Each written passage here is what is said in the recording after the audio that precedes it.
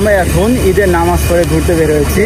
আমার সঙ্গে এসেছে আমার মামা, আরেক মামা এবং একজন হ্যান্ডসাম বয়।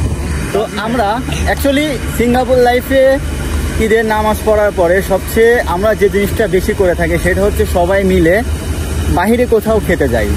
সো আজকে আমরা খেতে যাচ্ছি সিঙ্গাপুরের সবচেয়ে জনপ্রিয় একটা জায়গা, যেটার নাম বলা হয় মুস্তফা সেন্টার। সেখানে আপনারা গেলে পাবেন বাংলাদেশের সবচেয়ে সুস্বাদু খাবার। আর যেটা সবচেয়ে বেশি আমাদেরকে বিরক্তি করে সেটা হচ্ছে সিঙ্গাপুরের ওয়েদার। এখানে কি যে পরিমাণে রোদ, যেটা বলার বাইরে।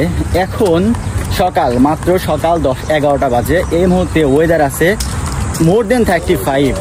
মনে হচ্ছে কি যে সূর্যের তাপ একদম ভিতরে মানে গুলির মতন লেগে যাচ্ছে। জাস্ট আমি বাহিরটা দেখাই, চারপাশটা দেখাই, কি একটা অবস্থা চারিদিকে। বাট আজকের ওয়েদারটা এবং আজকের নেচারটা সত্যি অপরূপ, দেখার মতন।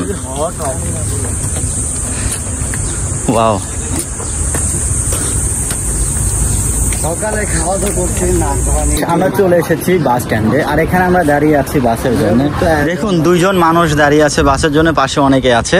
এটা হচ্ছে সিঙ্গাপুরের বাস স্ট্যান্ড। এগুলা দেখতে অনেক সুন্দর লাগে, এবং আসলে সিঙ্গাপুরের সরকার এত সুন্দর করে সবকিছু তৈরি করেছে মানুষের জন্য।